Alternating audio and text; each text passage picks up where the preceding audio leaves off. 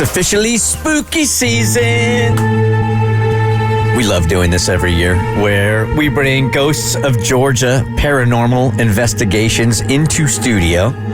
You guys email us and you go like, hey, Bert Show, there are freaky things happening in my house. Can you confirm what I already know? And then we send Ed in, who again is a ghost himself. He is not a ghost. And brings in all of his equipment. And sure enough, you come on Monday morning and he tells you exactly what they found. So this morning, Emmy, how do I pronounce your last name? Afford it. Afford it. You can afford it. I can afford it. How are you today? I'm good. All right, tell us about this spooky ass house and where it's located and what's going on. Okay, well, it was built in early 70s. My grandfather helped build it. Well, he did the brickwork on it. My mom, my aunt, uncle all grew up in the house. I would kind of go there a little bit growing up, but I kind of heard from my aunt early on that there was a lot of spooky stuff. So I was like, well, all right. Well, I didn't start into the spooky stuff, or I'm really into spooky stuff. Yeah, everything scary, the better. So it didn't scare you at all when you were a kid? You wanted to be in that house? Yeah. Oh, okay. I mean, it's something you can't see. I'm interested. Okay. I want to see something. I like that. So it started off when I was really young. I had this vision in my sleep of a tall man in all black, big top hat, very fancy looking man, Abraham Lincoln-esque. He's followed me around my whole life, everywhere I go. I see him all the time. He's protector, but he kind of gives off more of a I want to hurt you kind of feeling. It's weird. So let's stay there for just 1 second. Yeah. So you could be at work, yeah, and you see this figure out of the corner of your eye. Mm-hmm. It's kind of like when you're standing there and you kind of can see someone walking by, yes, but there's no one right here. Yep. So that's what he is. And can you feel like a presence also? So, wow. Yeah, it's literally like there is a human standing behind me 24/7, but there's no one there. And it doesn't feel safe to you? No.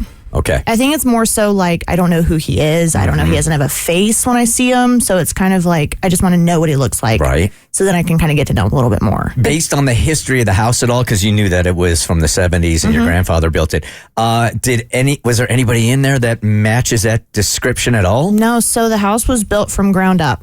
It's brand new. There's pictures of my mom. I don't know. They all kind of look the same when they were younger.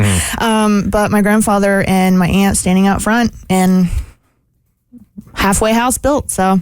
And when you ask your aunts, uncles, whomever, hey, does this guy fit the description of anybody that's even been in this house? Nothing. Nobody. My mom think it might be her grandfather. So my granddad's. So I guess my great grandfather. But I've never seen pictures of him. So.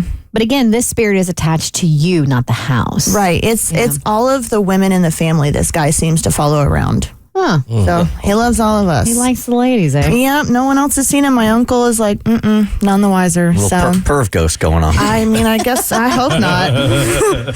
Hope not. Okay, so on top of the Hat Man, there is also another shadow figure that has followed me around my whole life. It's just another tall, slender man, no top hat, just a shadow in the dark.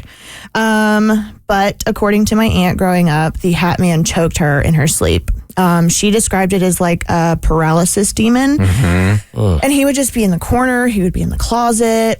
He would just kind of stand there, kind of like, in a scary movie when they're just kind of like lurch, just standing there. That's what he would be like.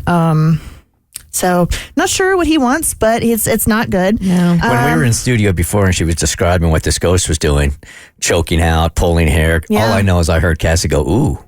It did. It was out loud. She's like, I can neither confirm nor confirm.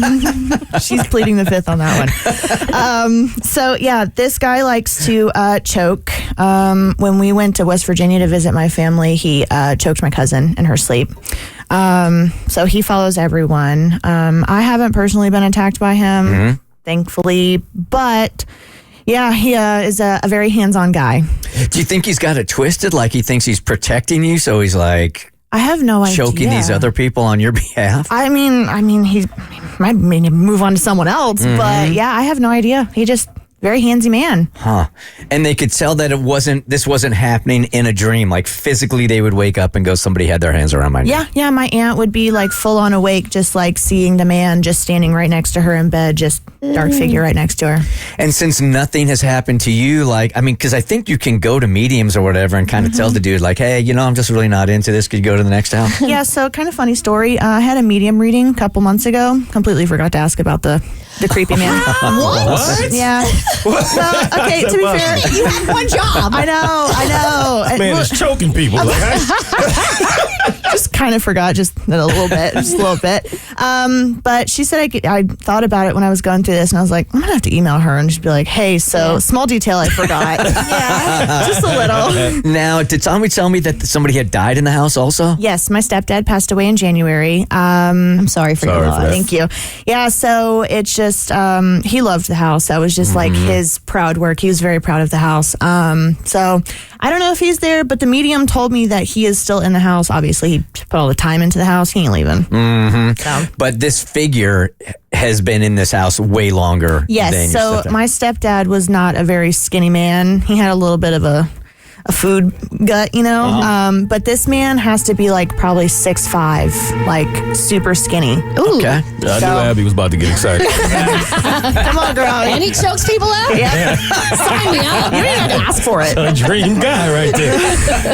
All right, give us a couple of seconds. Ed will work his way down here, not walking because he's a ghost. He just will float down here. And he has brought in all the sounds that we have found in your home. Like I said before, Goody. Spoiler alert, if you come in studio, we don't bring you here to say, I'm sorry, found nothing. So we'll play those sounds for you next, okay? Can't wait. Yeah. Emmy, do me a favor. Please share the story about your son, because I think that's important before we start getting into some of these EVPs, electronic voice phenomenons that Ed brought in. Yeah, so my son is 3.5 now, but when my mom first moved in, he was completely nonverbal, couldn't form full sentences, could hardly even say my name. And one day he's just chilling with Nana and they're taking a bath, and he kind of is peeking around like the hallway, like the door a little bit, looking, and he points and goes, Nana, Hat Man, to the hallway. Damn. And he wanted to get out so bad. He was freaked out. And this is your nonverbal 3-year-old son. Wow. Yep. About 1.5 years ago, he couldn't even, I had never mentioned it to anybody. Now he loves spooky things, but back then he was terrified. No doubt. All right, so on this particular hunt, Ed, of course, went over, but Tommy, our show director, joined him at the same time. So I don't know who wants to take it from where. I'll take the lead. I have been on the past 2 investigations. The one tomorrow I was also on for our Halloween show. And for this particular one, we're going to give you a different look. We're going to take you for the first time really behind the scenes, and you're going to feel what it's like to be on a ghost hunt. And this is Brian at the very beginning of the ghost hunt. So it's Brian, Ed, and myself. And this is Brian kind of introducing us to the spirit world in the house and the equipment that we'll be using. We are here to speak with spirits that are attached to this land, this home, the family, or us. No outside spirits are allowed. My name is Brian, and this is my friend Ed. Hello. And Tommy. Hi. We have set up a lot of different devices if you don't feel like talking. Tommy has an extra sensitive microphone where if you speak, maybe he can hear you. We have little devices, you'll see lights on and numbers. All you have to do is get near them, and they'll come on. And then right on this counter here is a flashlight or light stick. If you twist the end of that, it'll come on. And there's 2 ball toys right next to it. If you move one of them, they'll also light up. So if you don't feel like talking, you've got some other choices. So these are the rules of engagement that you guys are talking to the spirits over? Absolutely. Yes. You have to set the rules. In theory, it works. It keeps any other spirit from coming into the home, which we don't want to bring anybody in. So my question here is just not to send a flaw into this or not, but if you got a ghost from the 1700s, are they going to know what a microphone and all that, lights and all that stuff are? Well, we kind of describe it to them. Right, and then like you heard Brian say, this is flashlight or light stick for those that didn't know what a flashlight was. Right. And on investigations, we, if it's like real old stuff that people are hearing and seeing, we'll have to talk in their language back in the 1800s. A lot of language is not proper for nowadays. So if you hear us doing EVPs, asking these questions on proper, it's the way they spoke back then. Okay. So the flashlight and light stick, like Tommy said, we explain everything. Get close to this device, it goes, lights up. We have recorders that will record your voice, just basic instructions. We don't want to get too complicated with them. And you heard at the end of that, it said, if you don't feel like talking, which they didn't do a whole lot of talking. No. This weekend. But we did capture one thing that I want you to hear a little bit later. But using the light technology that we use, Ed has an EMF meter that will change light colors for temperature. You like see in movies when ghosts come into the room, it gets colder, that kind of thing. Barometric pressure will change, lights will light up. But then the really cool thing are the cat balls. They're these little plastic balls. This must be hard to see. These little plastic balls. They're about 1.5 inches in diameter. They're not attached to the cat bird. And if you touch, we have improved off their initial description of it. We call them cat toys now. But a lot of times in this, you'll hear me refer to them as cat balls. But if they're touched or moved, they light up. Sure. And it takes some force to make them light up. Absolutely. And of course, they had a couple cats in the house, so we asked if they liked the cats. And in this particular clip, you also hear a knock on the wall. Do you like the cats? Cat toy. Yeah, so you do like the cats. Okay, step away from the ball. Thank you. If you don't feel like talking with us, give us another sign. If you don't want to make a ball light up again, or get one near one of our devices, or knock on the wall.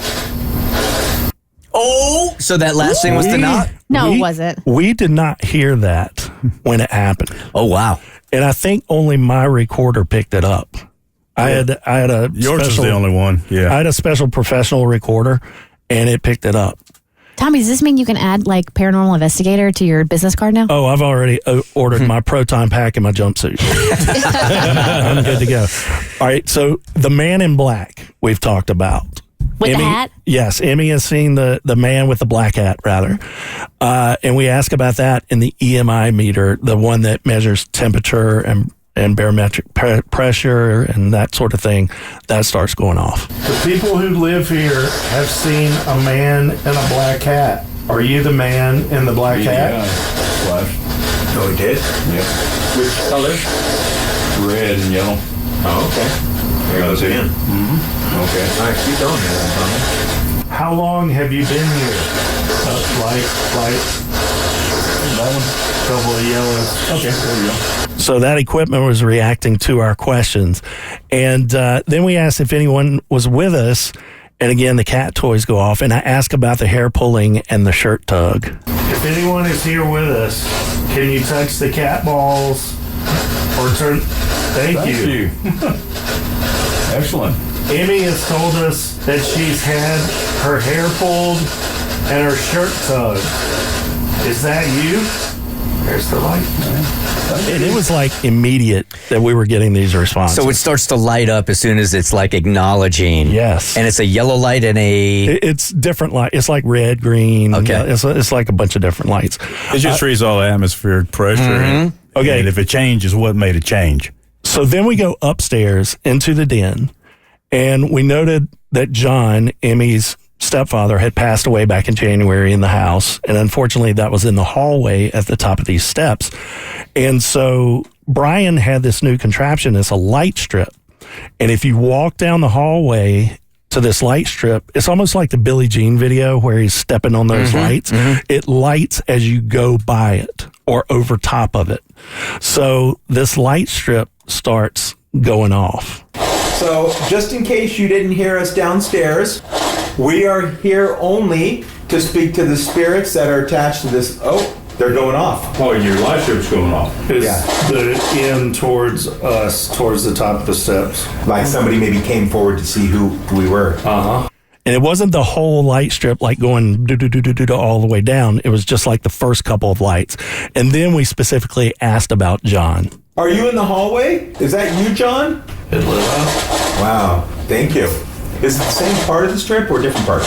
Same. And it's towards the end? Yes. Looks like the very end. Like maybe somebody's there and steps back? Yeah. Can you light that strip up one more time? Thank you. On command. Looks like the very end. Okay. All right, so I just want to check in with Emmy. Yeah. How are you receiving this? Sounds about right. I mean, like the light switching on and off when I'm trying to vacuum, like just stuff happens when you talk, when you reach out. I mean, like I said, my stepdad was a very talkative man. So anytime he has a chance to talk to anybody, he's probably going to take advantage of it. Does it feel different to you? Like, we didn't know who the other spirit was, but this is your stepdad. He is communicating with you. Is there attached to any emotion for you? Try not to cry. Happy. Yeah. I'm glad. He's looking over you. Yeah. And then we just wanted to reconfirm that it was John. So we introduced ourselves. We really want to find out who's here with us. Is that you, John? If it's you, John, make the light go off now. Whoa. Thank you. I take so much comfort in that. Yeah. Were you guys really, really close? Yeah. Wow. Yeah. Sorry. Now, Don't apologize. I don't want to be the crybaby on the radio. No, that's usually Cassie, but I'll take over for the day. I think if I'm sitting in your seat, I am really comforted by that. That's a lot of love right there. Yeah. I'm surprised he doesn't he's around my boys the most. He loved them. So, of course, he's attached to me. He loved my boys. So, makes sense. Next, we moved to the back of the house, same floor level, main floor, and it was her mom's bedroom, Emmy's mom's bedroom. And we're sitting there, and we hear this rattle. And then we had to investigate and figure out what the rattle was. Do we have it wrong? We keep addressing you as, the man in the hat or the black hat. Why don't you tell us, what are you wearing? You hear something rattle? It wasn't one of my devices. Not mine. What about this? That was it. What would you just do? Like a toothbrush holder or something? And I just tap my fingers on it. That is what it sounded like. You could hear it a little bit when Ed reenacted it. It was because he was around the corner from my recorder. You could barely hear it then, but you heard it in the beginning. It was a rattle, and it was one of those ceramic toothbrush holders, and nothing was there to shake it. I mean, we jumped up and down beside it after that. Something had to, tap it or move it to make that sound. Sounds right. Yeah. Has that happened before to you? Something like that? Yeah, when you hear things, you're like, oh, no, it's just this. And then you try and recreate it, and you're like, okay, well, maybe I didn't jump hard enough, or I'm not close enough, or, or a tiny earthquake that just happened randomly in the middle of nothing. So Sure, right on that fault line in Dallas, it's Georgia. just right there, just, Now, this next sound is really cool. And I'm going to follow this up with something I asked Emmy a few minutes ago. We have tried to speak with you if you're here, and we hope you're talking to us. Can you just give us something so that we can make them feel better?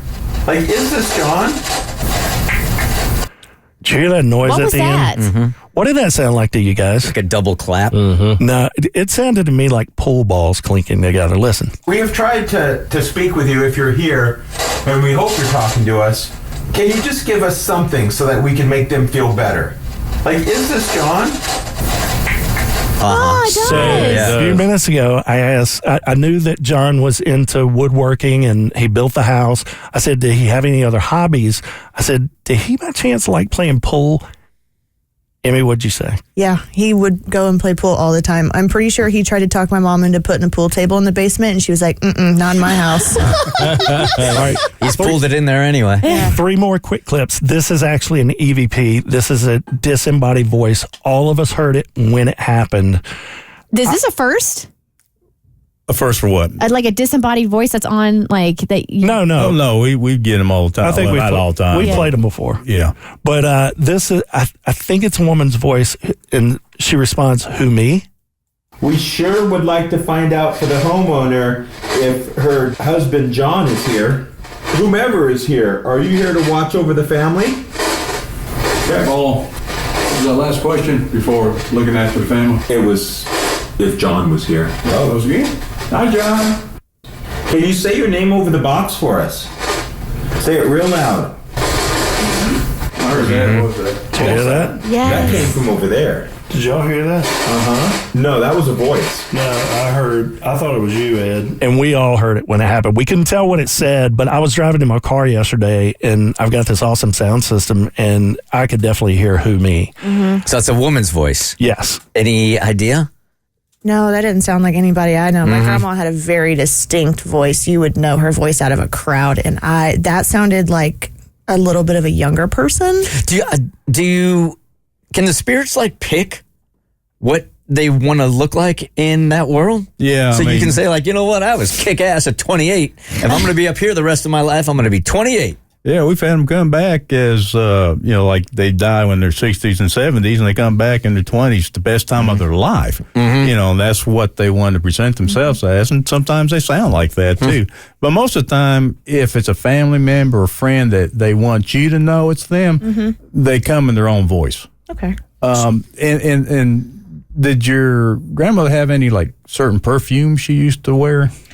Gosh, yeah. I have like 45 of her perfumes, but it was just like old lady perfume, like, that's funny White you say Diamonds that. by Elizabeth Taylor. Like that. It's just like that stereotypical grandma perfume. We smelled old lady perfume, and that's Yep. exactly how I described it. Yeah. Old lady perfume. Whenever she's around, I can smell her perfume just ever so faintly, like when I'm home alone, and it gives me a migraine. It always gives me a headache growing up, So- but I can just smell it. We have two more clips. I mentioned earlier, in movies you see when ghosts enter the room gets colder. We actually verified that with equipment. It's cold. Really cold. Right here. It is. Right now I'm watching the meter, and it's now 3 degrees less than it was sitting over here. And the ball went off. It just dropped like a couple of points right before the ball went off. In the very last one, I mentioned there were 2 cat balls. One cat ball was really, really active. The other one wouldn't work. We had to like shake it to get it to work. And finally, both balls ended up going off. You want us just to turn the spirit box off? Oh, the other ball lit up. Yeah, I guess it does. That hasn't happened all night, has it? No, it hasn't. So now we've got both balls that have lit. Thank you. We appreciate that. You all in your balls. What man doesn't want 2 lit balls? That equipment is incredible, though. When it's happening, I told Ed, when I get scared, I tear up. I tried to wipe my eyes. It looked like I was crying a lot, and I was hoping they wouldn't see me. But I was dabbing my eyes all night in that place. Yeah, we didn't want to call them anything, so we just let it ride, Well, I mean, there's got to be a lot of comfort here for you. Yeah, I mean, you for are sure. surrounded by love in that house. Yeah, I want to find out who he is. He's still. I think him not wanting to talk. Yeah. He doesn't like men. It's women. Well, if that dude in the black hat gets, like out of hand, your stepdad's going to whoop his ass. Yeah. So he's there. He absolutely would. Hey, And, He might have went with you to the wedding, too. That's I mean, true. you said he follows you around, so. That's true. No, and yeah, I think it's time to put a pool table in the basement. Yeah, maybe so, right? My mom's listening right now, so Mom, I would love to play pool with John. Well, thank you for coming in. Thank I mean, you. it's a long trip out here from Dallas, so thanks for taking the time. And I hope you get a little closure from this. I think Yeah. it's kind of beautiful what we heard today. Yeah, for sure. I mean, it's definitely something. The Bert Show.